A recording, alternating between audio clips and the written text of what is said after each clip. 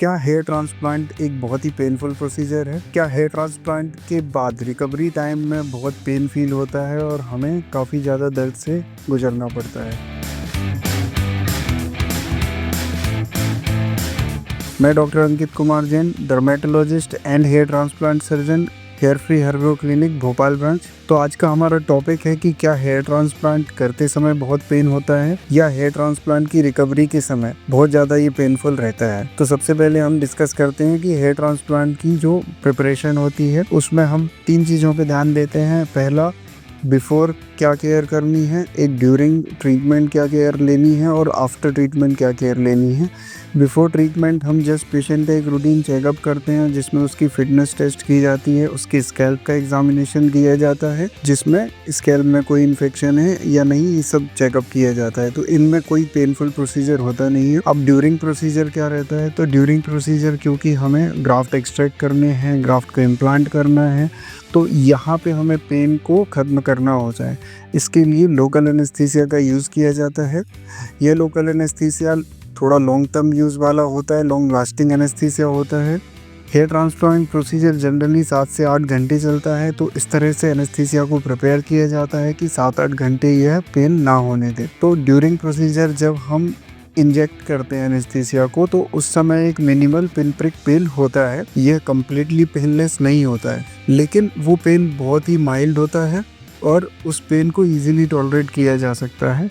एक बार ये process complete हो जाती है तो उसके बाद आपको पूरे प्रोसेस में कोई भी पेन नहीं होता है। अब क्या होता है कि 7 से 8 घंटे हम एक्सपेक्ट करते हैं कि आपको कोई किसी तरह का पेन नहीं होगा during extraction and during implantation also. तो अगर किसी को लोकल एनेस्थीसिया देने के कुछ समय बाद ड्यूरिंग प्रोसेस वापस से पेन स्टार्ट हो जाए, तो इसका मतलब होता है कि एनेस्थीसिया का असर वेयर ऑफ हो रहा है।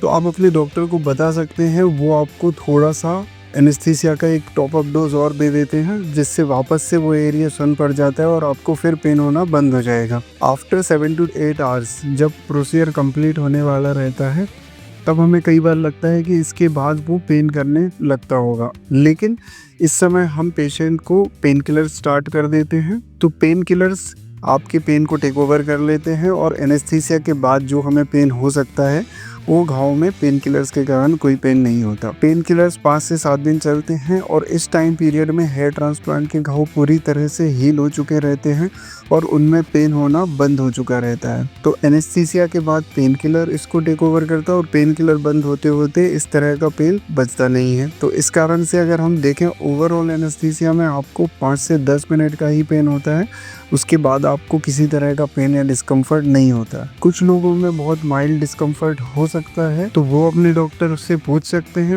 उनको कोई एडिशनल पेन किलर या कुछ मेडिसिन प्रिस्क्राइब की जा सकती है, जो थोड़ा बहुत डिस्कम्फर्ट है वो भी इससे चला जाता है। इसके बाद पोस्ट रिकवरी के समय हम कैसे इंश्योर कर सकते हैं कि हमारा डिस्कम्फर्ट कम से कम हो, हमारी हीलिंग बेटर से बेटर हो। तो सबसे पहले जब आप प्रोसीजर प्लान करें, कोशिश करें कि आप 5 से 7 दिन का एक रेस्ट लें, ताकि इनसे आपकी रिकवरी ज़्यादा बेटर हो। तो हेयर ट्रांसप्लांट के बाद 2 से 3 दिन में ही आपके ग्राफ्ट सेटल हो जाते हैं, तो 4th डे ऑनवर्ड आप काम पे जा सकते हो। लेकिन अगर आप 5 से 7 दिन का रिकवरी टाइम लेते हो तो आपको और भी कम डिस्कम्फर्ट फील होगा।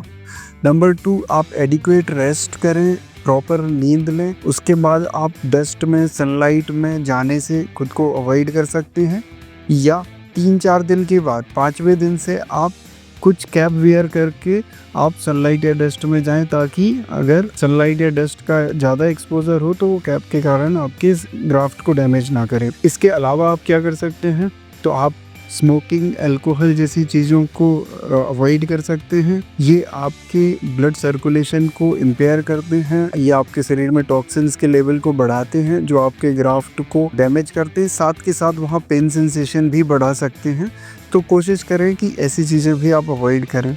तो आप एक हेल्दी लाइफस्टाइल रखें, हेल्दी डाइट रखें, बहुत जल्दी आप रिगरस एक्सरसाइज या स्ट्रेनस एक्टिविटीज़ में इन्वॉल्व ना हो। तो ये सारा आपका जो रिकवरी है उसको बहुत ज़्यादा कंफर्टेबल बना देगा और पेनलेस बना देगा। तो जो भी लोग ये सोचते हैं कि हेयर ट्रांसप्लांट उनको कराना तो है, लेकिन पेन के कारण वो डर जाते हैं कि पेन बहुत ज़्यादा होगा और वो इस कारण से नहीं करा पाते, तो उनके लिए अच्छी खबर ये है कि ये बहुत ही कम पेन में हो जाता है, बहुत ही कम डिस्कम्फर्ट में हो जाता है और आप अपने डॉक्टर से डिस्कस करके इसको प्लान कर सकते हो। अगर आपका बाल्डनेस है तो आप आराम से सर्जरी में जा सकते हो और पेन से घबराने की आपको कोई ज़रूरत नहीं है। अगर आप हेयर ट्रांसप्लांट से रिलेटेड, हेयर लॉस से रिलेटेड या हेयर लॉस ट्रीटमेंट से रिलेटेड जानकारी में इंटरेस्ट रखते हैं तो हमारी चैनल को ज़रूर सब्सक्राइब कर लें। हम इस पे इस तरह के बहुत सारे कंटेंट बनाते रहते हैं।